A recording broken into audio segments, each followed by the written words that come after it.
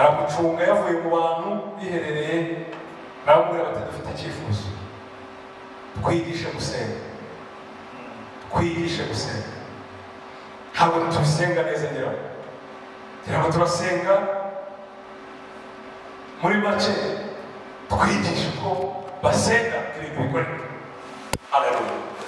Uragira ngo hari urushabira bwa gusenga turasenga ko ayitatu ayirindwi 21 40 ijana noneho no kuyabatiza tuyatubatiza tuti amasengesho yo gushikamiza ayo kubika ayo gushwanyaguza yewe amatari yose twayamaze dusenga ariko ntabwo byanze ibisubizo resultat ziri. Haleluya. Ibisubizo biraboneka resultat ziraboneka aho no dukwiye kwibaza hari iki hagati aho hari iki ese dukwiye kwiga gusenga nk'uko ababigishwa begereye Yesu bakavuga ngo kwigisha gusenga. Dawudi mu gusenga kwe hari ibintu ushaka ko tujyaho. Impamvu nahereye aha nuko amasengesho cyangwa igihugu kimurika cyangwa igihugu kirabagirana cyangwa igihugu cyuzuye umucyo ntabwo cyavukira mu isoko, ntabwo cyavukira mu bitaro, ntabwo cyavukira muri banki cyangwa se mu bindi, ahubwo ni mu mitima ihindutse. Yesu ashimwe cyane. Bihereye kuri jye, bihereye kuri wowe, bihereye ku muryango wawe, bigakura igihugu kikacana umucyo kikamurika. Mu gusenga kwa Dawudi harimo ibintu bikomeye. Isengesho yarisenze amaze gucumura, ariko mu gucumura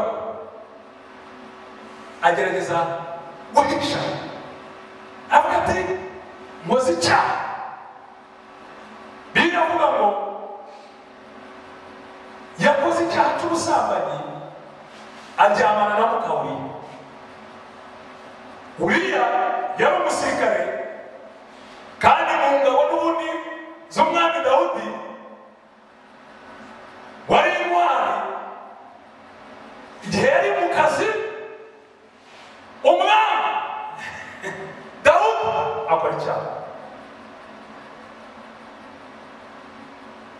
Igihe cyose umuntu akoze icyaha agashaka kugihisha, agashaka kwirwanira, agashaka kwigira ko wari umukiranutsi, nibwo ukora ibyaha byinshi birenze na cya kintu wakoze.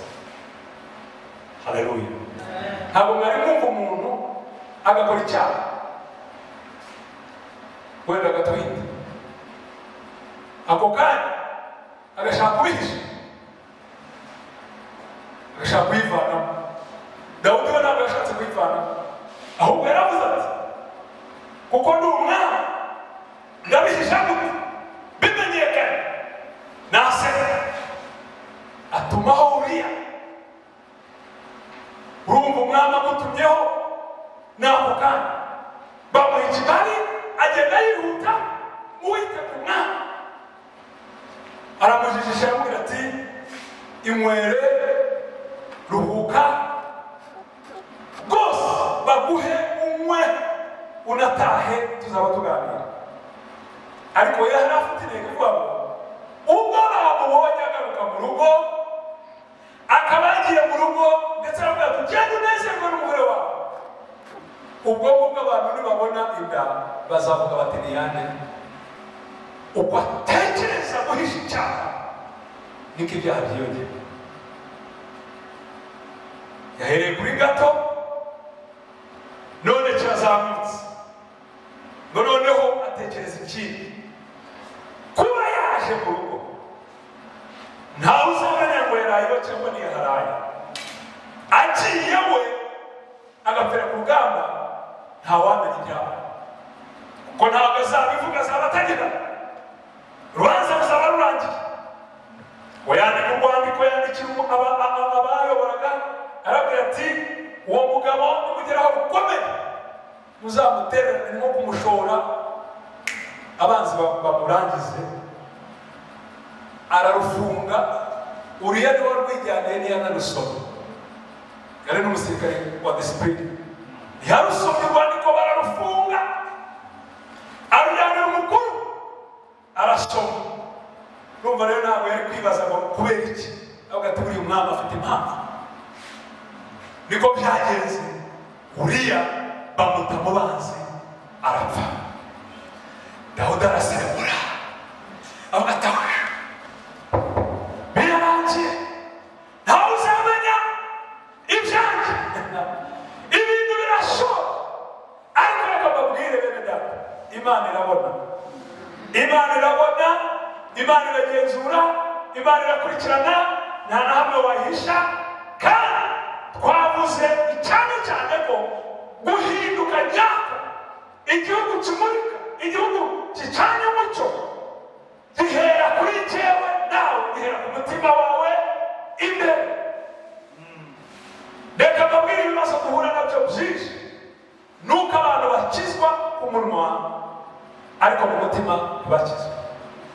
Bagakizwa mu maso y'abantu ariko mu maso y'Imana ntibanayitinye, kuko ngira ngo bazi ko ari umuhango w'idini. Yesu ashimwe cyane. Ibibazo duhura nabyo ni abantu biyitirira icyo batari cyo,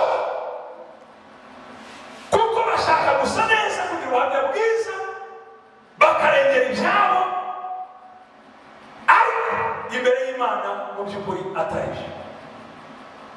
Amaze guserebura nuko ngaruka Imana yaramucungaga, irangije imutumaho umuhanuzi. Haleluya, amen. Imutumaho umuhanuzi, kandi umuhanuzi ufite ubwenge. Hari abahanuzi bo muri iyi minsi ubwenge sinzi aho bwagiye, ariko uyu yari afite ubwenge. Inkuru zimugeraho ko hari umuntu umushaka, kandi ngo nta wundi yabwira icyo afite, kuko ari ikintu cyerekeranye n'akarengane k'umuturage. N'ubwo ushaka kubona umwami, uzagende kuri icyo kintu, akarengane k'umuturage. Baramureka agerayo, agera imbere ya Dawudi umwami, aca bugufi. Ntabwo yagiye amutunga urutoki nk'umunyabyaha, ntabwo yagiye amusuzuguye naho nk'umuhanuzi w'ikigali yanamukubita n'urushyi. Ntabwo yagiye n'ubwibone ngo kuko avugana n'Imana, ahubwo yagiye no guca bugufi. Yagiye azi ko akwiye kubahwa umwami. Yesu ashimwe cyane, kuko iyo azi nabi n'ubutumwa rero bugezeyo. Ariko ngo yagiye aramubwira ati Nyagasani, ndagushimiye ko unyakiriye. Icyazanye ni akarengane k'umuturage, kandi umuntu wabikoze ni umuntu ukomeye, abantu batagira icyo bakoraho. Narebye nsanga sinabyihererana. Akarengane k'umuturage, umuntu ukomeye warenganije umuturage yakoze iki? Iwacu mu mudugudu hari umuntu w'umukene w'umutindi, agira agatama kaba, ako niko kaba mu rugo rwe, ako niko kaba mu nzu ye, ako niko konyine. Hakaba n'umukire ufite inka n'amatungo n'ibintu byinshi, ariko ubone ngo umukire abona abashyitsi, aho kugira ngo afate mu nka ze ngo abagire abashyitsi, akagenda kuri wa mukene akamwaka agatama ke akakabagira abashyitsi. Ubu si afata mu bye byinshi. Umwami ararakara, aravuga ati ibyo byarabaye mu nyobora, mu midugudu hano nta muntu wamurenganuye. Ndarakara avuga ati ntibibaho, agomba guhanwa, agomba guhanwa, kuko atafashe mu byo afite byinshi. Ngararakaye cyane, ngararakaye cyane. Umuhanuzi arapfukama ati Nyagasani, ni wowe. ni wowe. Imana yaguhaye byinshi, yaguhaye n'abagore benshi, ariko warenze utwara Uriya umugore we urangije wica n'umugabo we. Ni wowe warenganije. Umwami ati ndafashwa, nabikoze mu bwenge, nabikoze mu ibanga, nabikoze ntawe umbona, ariko none Imana yo mu ijuru irambona, intumyeho Natani. Icyo Dawudi yakoze n'iki? Yakubise amavi hasi ngatangira kuboroga, arasenga rya sengesho twasomye Zaburi 51. Yesu ashimwe cyane.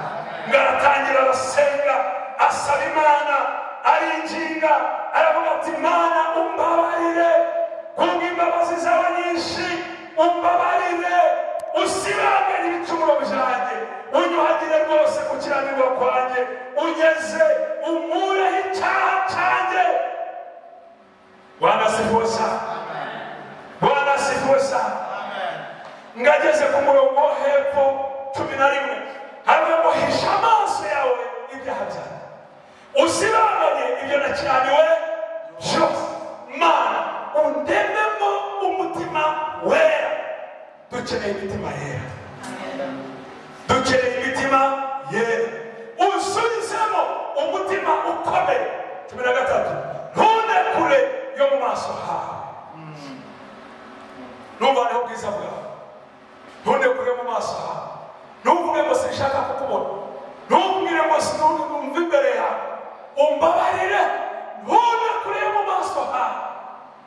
Haleluya, haleluya. Mwese mwoneka mwameze imbere yawe kubw'ubuntu bwawe n'imbabazi zawe. Mbabarira simba imbere yawe.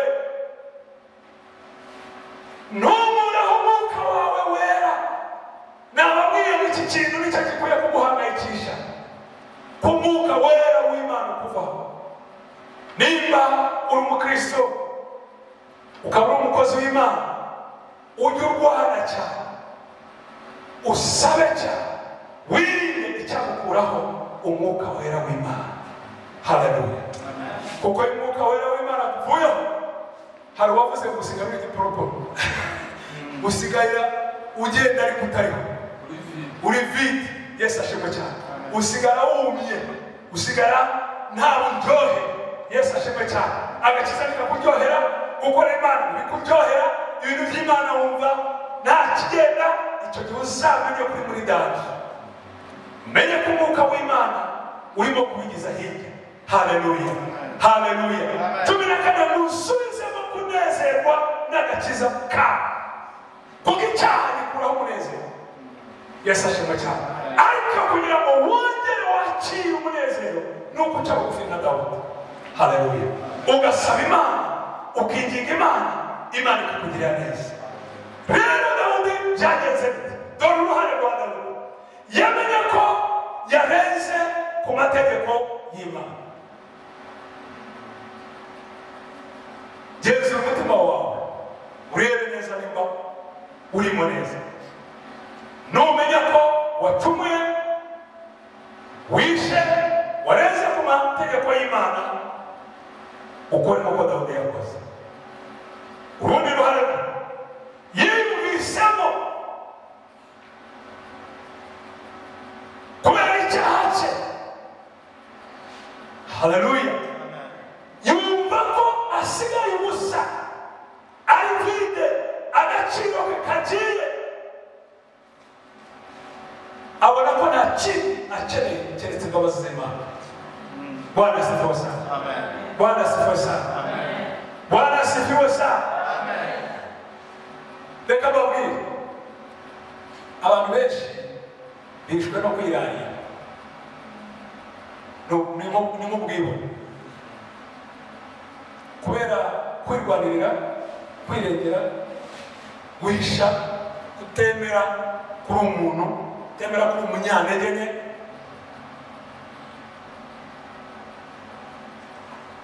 Aho kugira wihane icya mbere, ukora ikindi cyaha ugamije kwitwikira, ugakora ikindi ugamije kugira gute? Kwirengera. no muri sosiyete yacu ya Afrika biragoye iyo umuntu akoze ikosa cyangwa akoze icyaha ni ababyeyi bangahe ashobora kwemera umwana wakosheje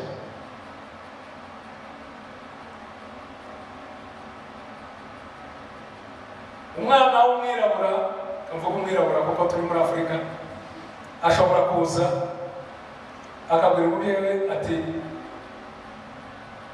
ngo nawe n'uwatinyutse kuko abandi ntibanabivuga ati kuko azavuga ko banyica si byose kandi koko ise cyangwa nyina cyangwa ababyeyi baba baramubwira ati umunsi wibeshe uzareba utaha nzakwicira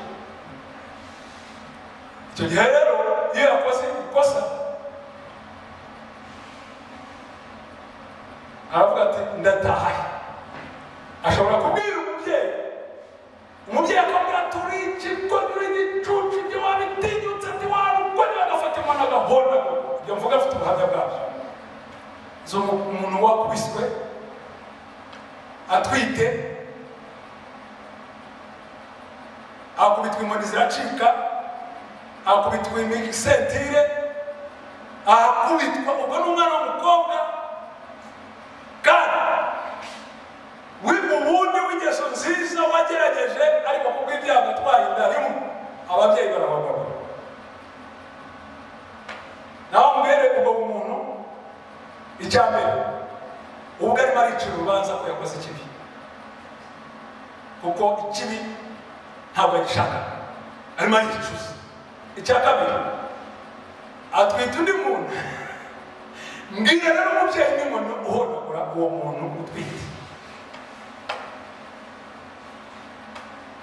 abera abakeya nabonye iyo umwana aje amubwira ati akaza akarira bakamubaza wabaye ikindi n'ikindi akabwira ngo nakoze iki n'iki n'iki bumva cya mbere kandi ntabwo icya mbere bumva ari uguseba kwabo hanze oya bumva umwana wabo mbere ya byose bakamuhobera bakamubwira bati sori bakamwihanganisha nk'umuntu wahuye n'ikibazo gikomeye nawe atashakaga nawe yarashatse ubuzima bwe yarabukunze kurenza ndetse uko mumukunze nawe yari afite intego nyinshi kurenza icyubahiro cyane murimo gushaka bakamumuza bavuga ati sori bagatangira kureba uburyo bamufasha mu buzima arimo dukompare turebe nashimiye umupasiteri umwe ntabwo ashatse kumuvuga umwana we byagenze gutyo ariko nawe ubaye uwa mbere guhagarara no kurengera umukobwa kuki icyubahiro cyawe cyaruta agaciro umwana wawe kuki gukorwa n'isoni ngo barambona gute ikibazo ushaka kugendera uko abantu batubona ntabwo ari uko imana ikubona uko abantu bagira gute batubona yesu ashimwe cyane kuki tutakemera ko turi abanyantege dukeneye imbabazi z'Imana iyo batubwira Dawudi ntabwo batubwira Dawudi mu mwana ngo yakubise Goliyati Dawudi ni umwami uw'Imana yishimira yaramuhamije amabodoro uw'Imana yishimira umutima wanjye wishimye oya batubwira na Dawudi wakoze amakosa cyo mbonera Bibiliya abapasiteri bo muri iyi minsi ntabwo yakubwira amakosa yaciyemo n'ababyeyi bakubwira ibyiza ariko guhisha ibuye wasitaye niko ababa bazarisitaye si byose kuko wowe uri umumarayika wowe uri umuntu mwiza sibyo ariko ubutumwa bwiriza ntabwo ziko mukumva ariko ni ubutumwa ngira ngo umwuka wera duhere hasi turimo turareba turashaka igihugu kimurika igihugu gifite umuco yesu ashimwe cyane ariko umuco ntabwo uzahera mu bitaro niko twatangiye tuvuga ntabwo uzahera muri banki ntabwo uzahera he uzahera mu mutima wawe yesu ashimwe cyane uzahera mu mutima wawe niba warasitaye ku ibuye bwira umwana wawe nawe atazahasitara yesu ashimwe cyane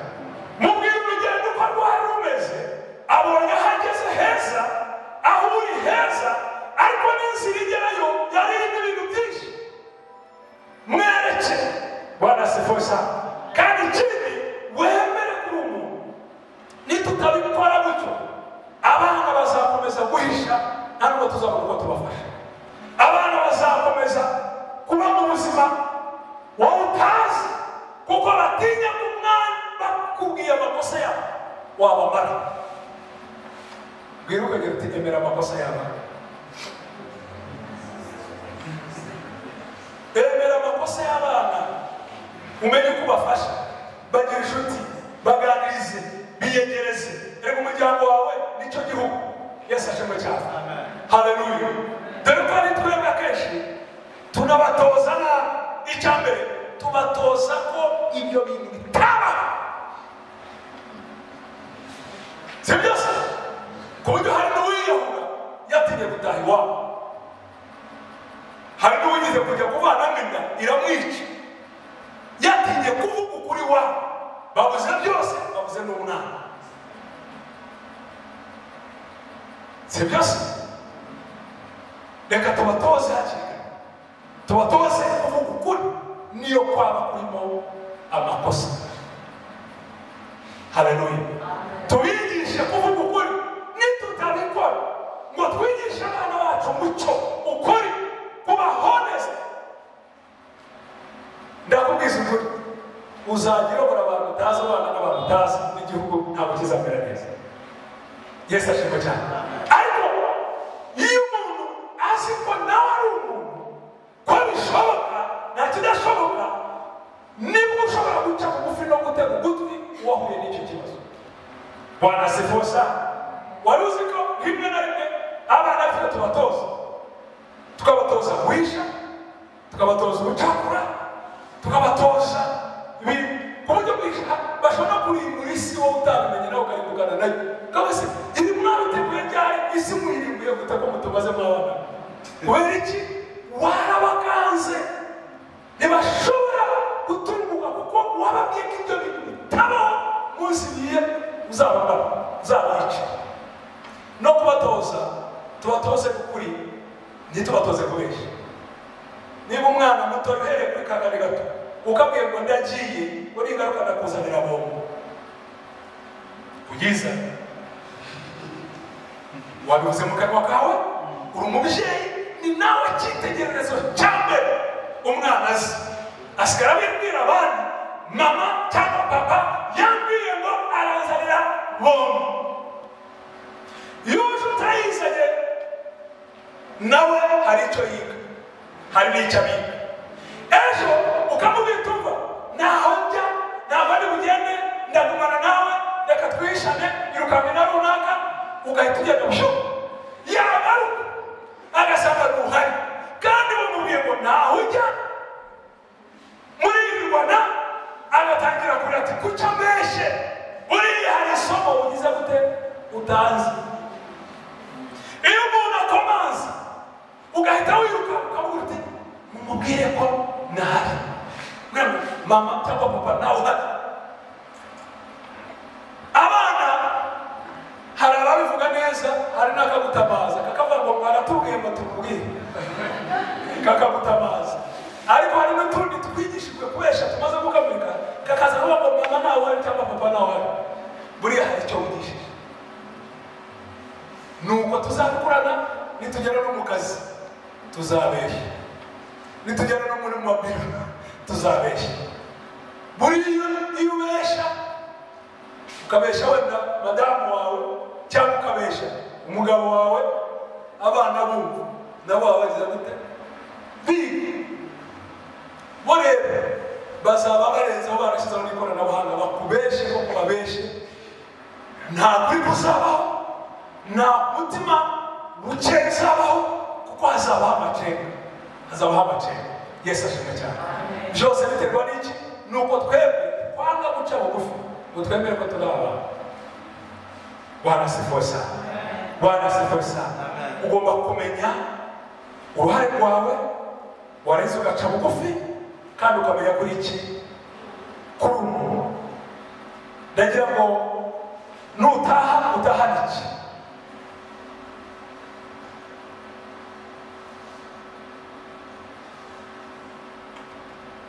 ububyutse butangirira mu mutima wawe, ntabwo ari mu rusengero.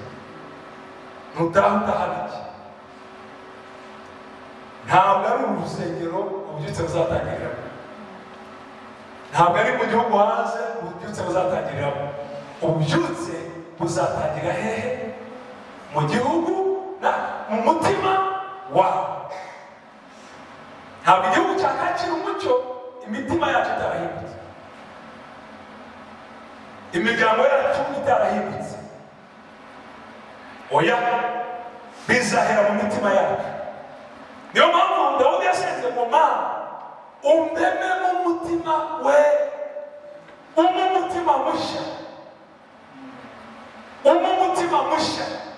Dusabe imitima mishya, dusabe guhinduka, kandi guhinduka kube ko mu mutima kuva kujya mu muryango usesekare mu gihugu hose. Umuryango wawe nudahinduka, umutima wawe nudahinduka, bizaba birangiye. Bwana asifiwe sana. Igihe cyose ukoze icyaha uca bugufi, wemere ko nyibukiriza umuntu wegeranye ngo uri umuntu kandi uri umunyantege nkeya. Emera guca bugufi, emera gusaba imbabazi. Ntutinye amaso y'abandi, ahubwo utinye amaso y'Imana. Wemere guca bugufi igihe cyose ukoze ikosa, ukoze icyaha. Emera ko umuntu kintu kivuga ngo barambona bati, baranyuma bati, uriya n'uriya. Icyo kintu nikitageraho ngo gicike, ibibi bizakomeza kwiyongera. Kuko ko umuntu akoze ikosa, akoze icyaha, bigashaka kugitwikira, bigatuma impinduka itaza. Ariko impinduka nyayo twavuze ko itazahera mu rusengero, izahera mu mutima. Ejo bundi nabonye gahunda ya leta yo gukangurira abagororwa gusaba imbabazi, kandi n'igihugu kikabyemera. Murabyumva ibyo bintu? Ugasaba usabye imbabazi aho kugira ngo, kuko mu kurusha inkiko ushizeho uwa mbere kandi uzi ko uri umunyamakosa, uwa kabiri uzi ko wacumuye, ushizeho amategeko, uraburanye, ugezanye ibibazo, uzanye iki, amafaranga ariko agenda, yaba ari ay'umuryango wawe utanga abavoka niko agenda, yaba ari abandi bagushaho imbaraga niko igihugu gihomba. Kandi abana bawe nabo barimo baranga, urabateganya n'urwango. Kubera iki? Bazi kurengana. Nibo babwisha ukuri, nabo bazamuka n'urundi rwango. Ariko ubuze uti ibyo bashinja nibyo, ndemera ko nakosheje, ndemera ko ndi umunyabyaha, mbihanirwe n'amategeko, cyangwa se niba mubona bikwiye mumbabarire. Ukirira abana bawe, ubavanye mu rwango bangaga abandi bantu kandi babahora ubusa. Yesu ashimwe cyane. Uyorohereje igihugu, nta mafaranga azongera kujyaho, nta biki, aho ikintu kiramenyekanye cyakemutse. Hasigaye gufata icyemezo. Imbabazi zingana gute umuntu usabye imbabazi? Natwe mu nzu y'Imana murabakijijwe, muri abarokore, murajya mu ijuru, ariko muracyari mu isi. Igihe cyose uzi ngo uracumuye, ni byiza guca bugufi. Nicyo bita guca bugufi. Burya buriya kwanga guca bugufi ni ubwibone, ni ukwirwanira, ni ugutwikira, guhisha icyubahiro cyawe, ni kugira ngo ugaragare neza, ariko nyamara mu mutima atari ko biri. Impinduka nyayo izahera mu mitima yacu. Igihugu gikwiye kumurika, kizamurika neza, ni igihugu gifite abantu bafite imitima yahindutse. Uyu munsi turasoreza hano kugira ngo muhaguruke dusenge Imana. Dusenge Imana. Naratangaye ahantu hatandukanye umuntu agira gutya, niyo wajugunya telefoni yawe ku muhanda, abandi barayigutarabura bayikuzanira. Umuntu niyo wamubaza ikintu cyangwa iki, akubwiza ukuri uko byakabaye. Ariko Imana idufashe, niba dushaka kubaka Afurika nyayo, icyambere hari byinshi twize iki cyumweru cyose. N'ejo hari ibyo twize urukundo. Yesu ashimwe cyane. rero iri tafari ryongeye kugira gute kujyaho. Iri tafari naryo riravuga ngo ububyutse butangirira mu mutima, ntabwo butangirira mu rusengero, butangira mu mutima wawe. Kandi uko guhinduka ko mu mutima, uko kwihana ko mu mutima, uko kuvugisha ukuri ko mu mutima, uko guca bugufi ko mu mutima, kwahereye kuri wowe ukajya ku bana bawe, ukajya ku muryango wawe, niko kuzakwira mu gihugu cyose, tukagira igihugu gifite abantu. Ibyo bakora bivuye mu mutima, bikagenda ariko bivuye mu mutima. Ndagira ngo mu gusoza dusenge nka Dawudi. Dawudi isengesho rye yabonye ko atabaho adafite Imana, atabaho ari kure mu maso y'Imana, atabaho atari mu bwiza bw'Imana, atabaho atari hamwe n'umwuka wawe w'Imana. Dusenge isengesho rivuga ngo ntumure umutima wawe wera, ndemera umutima mushya. Yesu ashimwe cyane. Umutima uciye bugufi, umutima wihana, umutima wemera, ndinde kwirwanira, kuko nabonye kuko nirwanira niko njya mu bindi, ugasanga noneho mbagize ibintu byinshi cyane. Wemere uca bugufi. Nitutigisha kwihana no guhinduka, ntawe tuzaba twigisha. Sibyo bene data? Tuzatera amakorasi, tuzasirimba, tuzitwa abakristo, tuzajya kubwiriza, ariko bitari mu mitima yacu. Haleluya. Ariko nitwigisha kwihana, nitwiga kwihana, cyangwa nitwihana, Yesu ashimwe cyane, tugaca bugufi, Uwiteka azatwumva kandi azatugira neza. Yesu ashimwe cyane. Igihe kirageze kugira ngo ibyo dukora aba ari byo byigisha, aba ari byo bivuga. Ntugamubite abana ngo mwabana mwe mujye musenga, mwabana oya, senga wowe, abana babigire. Kuki mutajya musoma ijambo ry'Imana kuko urifuza ko abana bo basoma, kandi wowe nusoma ijambo ry'Imana, oya soma ijambo ry'Imana, babone gahunda yawe uko iyo foto babona uha agaciro ijambo, nabo bazavuga bati tugomba kwigira ku mubyeyi wawe. Yesu ashimwe cyane. Yesu ashimwe cyane. Haleluya. Amen. Si byose kubwira abana ngo muvugishe ukuri kandi wowe ukabeshya, bahita bamugereranya bikabacanga. Reka muvugishe ukuri abana babibone. Bwana asifiwe sana. Reka dusenge Imana. Nimba hano hari umuntu uvuga ati nanjye narirwaniriye, nishyizeho ishyira hejuru, ntabwo naciye bugufi, ariko uyu munsi ndemera guca bugufi nk'uko Dawudi yasenze, nanjye uyu munsi ndasenga ngo Mana ntumureho umwuka wawe wera, kandi ndememo umutima mushya. Nimba uhari uca bugufi umutima wawe, uzamura amaboko aho uri, dusenga Imana. Hanyuma twese tugiye gusenga kugira ngo igihugu cyacu gihinduke, ariko bihereye mu mitima yacu, bihereye mu miryango yacu. Data wera wo mw'ijuru, tuguha icyubahiro, turagushimiye kubw'ijambo ryawe, tugushimiye kuri kumwe natwe, tugushimiye kuri kw'ijambo ryawe. Uyu munsi turasenga nk'uko Dawudi yasenze ngo ntudukureho umwuka wawe wera, ntuduhishe mu maso hawe, ntudushyire kure y'amaso yawe, ntudushyire kure y'ubwiza bwawe. Mwami, reka dukomeze kuba imbere yawe, duciye bugufi munsi y'ukuboko kwawe gukomeye. Turakwinginze Mwami, mu mwuka wera w'Imana abe kuri twe, ntudukureho umwuka wawe wera, kuko kuba tutari kumwe nawe ntacyo twakora, nta n'icyo twaba tumaze. Duciye bugufi turagusaba kugira ngo imbabazi zawe n'ubuntu bwawe n'urukundo rwawe Mwami bibe kuri twe. Mu izina rya Yesu Kristo ndasengera buri wese uzamuye ibiganza bye kugira ngo umugirire neza. Mwuka wera mubeho, Mwami mwe guca bugufi no kwihana no guhindukira, kandi imbuto Mwami tuyireme mu miryango yacu no mu gihugu cyacu, bityo igihugu kimurike. Urakoze kuko uri kumwe natwe, urakoze kuko uri Imana yacu. Tuguha icyubahiro Mwami, tuguha icyubahiro Mwami.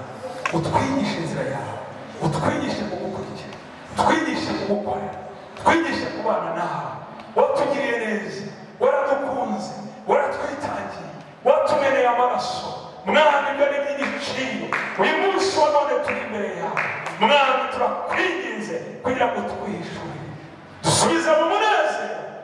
agakiza kawe tunezerwe muri twe tugira amahoro yawe tugira umunezero mu izina rya Yesu Kristo w'i Nazareti ndatura umugisha ndatura amahoro ndatura ibyishimo mu izina rya Yesu Kristo mu mitima iteraniye hano mwami reka imbaraga zawe zimanuke reka buri wese umukenere reka buri wese umwereke umwishyurire mwami kugira ngo amenye inzira zawe kandi azigendereho twige kubaha umwuka wera no kugenda ugakiranuka mu byawe urakoze kuko uri kumwe natwe komeza kubana natwe ari gahunda y'uyu munsi ari ejo ndetse n'iki cyumweru cyose mwami turakwiyeretse utuyobora utwigishije umwuka wera atugeze ku kigero gishyitse cyubahiro n'ikibi cyawe mu izina rya Yesu Kristo umwami wacu. Imana ibahe umugisha murakoze cyane.